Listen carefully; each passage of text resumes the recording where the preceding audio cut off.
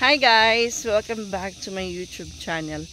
Tagal kong hindi nakaakyat dito sa taas. Dito tayo sa taas yung ginawa nating garden.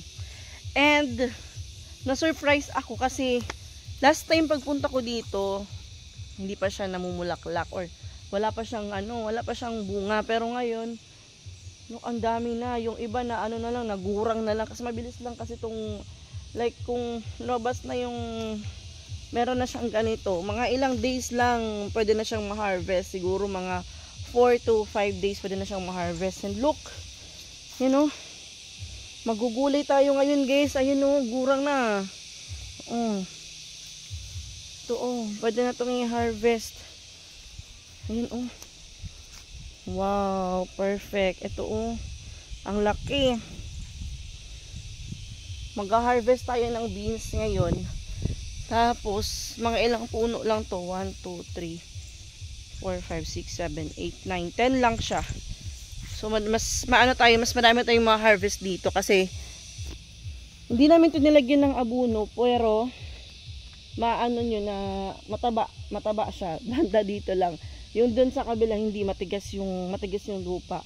Siguro, kailangan ulit or ewan ko lang. Sabi kasi ni mama, hindi na daw siya maganda na taniman ng gulay. Kasi nagtanim kami doon, hindi maganda yung lupa banda doon. Hindi ito yung pechay. Okay naman yung pechay. Kasi inanuhan namin to ng sabon. Nilagyan namin ng sabon para hindi siya dapuan ng grasshopper. Nandun meron tayong ampalaya and then patula doon. Kita niyo to. Inisprehan kasi to kaya hindi na para sa ganito yung mga sagbot. Ayan Opo. Ito yung ating ampalaya. Mumulaklak na. Nakita niyo guys kay ko. Tanggalin natin yung bulaklak. Dapat umakyat siya dito sa taas. Ayan yung ating ampalaya. Ito naman yung ating opo. Bulaklak na din siya.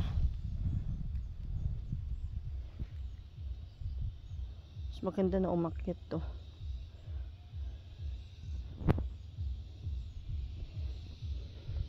Siguro yan natin ulit. Parang bungkalin natin siguro ulit para mataniman siya kasi sayang din naman May mga itinanim dito na kamuting kahoy Umubo na nga yung iba. Tapos yung dito tataniman natin ulit. Ayun Ayan na yung inisprehan natin nung nakaraang araw. Ayan gumanda ulit yung tubo ng dragon fruit.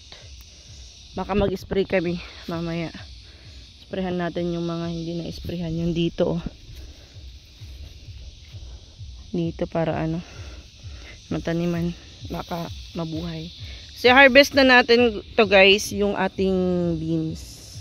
String beans. Para may ulam tayo. Kaya wala tayong ulam today. Ano na to?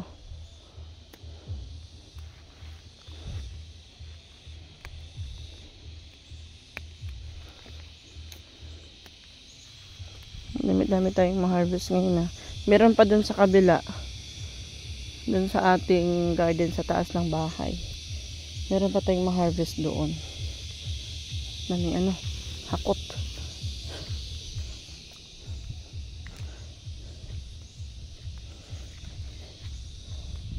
Pag may tinanim, for sure may aanihin. Ito guwang na siya pero tanggalin na lang natin para ayan. Wow, first harvest dito sa taas. Galing. Ayan, ito na yung na-harvest natin. Pupunta pa tayo dun sa kabila natin, yung dun sa taas ng bahay. Baka meron tayong ma-harvest doon na beans. Kasi last time na nag-harvest ako, dinala ko dun sa bayan. Dinala ko kay la mama. Niluto nila yun nung nakaraang gabi. Yan o, tindugana yan guys. Yung kamag-anak din ng munggus. Yan, ito yung mga tanim dito ni tatay. Nainit na kasi alas 8 na. Ulam.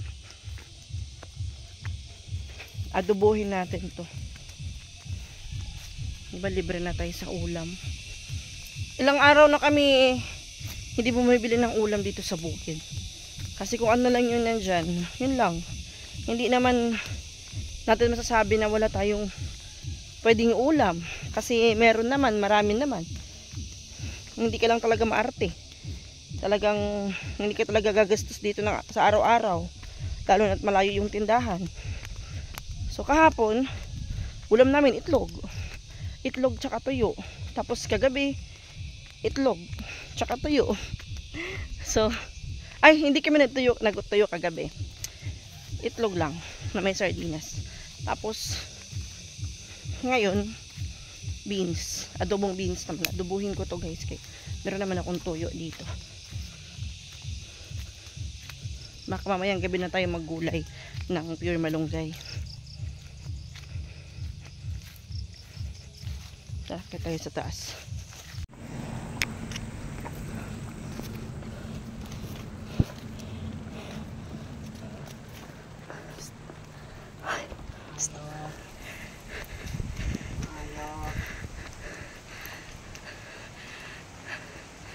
Ayo.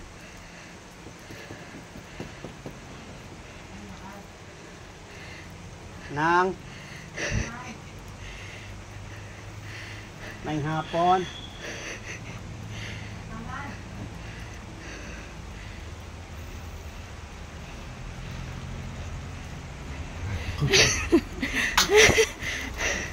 Ako ma. Maganda na dyan. Na. Naan. Kasi hindi ko sa tingin na lang. Anak ko ang bukit. Yan yung itog bukay. Mo sa tingin nila. Ay, kukungot sila kabuot. Nukot o ano. Umugaw ka ba? Sa Pertuhan na lang na. Na? Oh. Ay, ano na. Asa lang. Okay na, ilak-lak mo na yung mga paano kaya butang mo. So nga naman, sirado na siya, automatic. Na.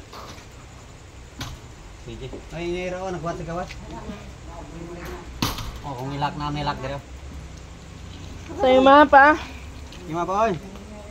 Oo. Nasali.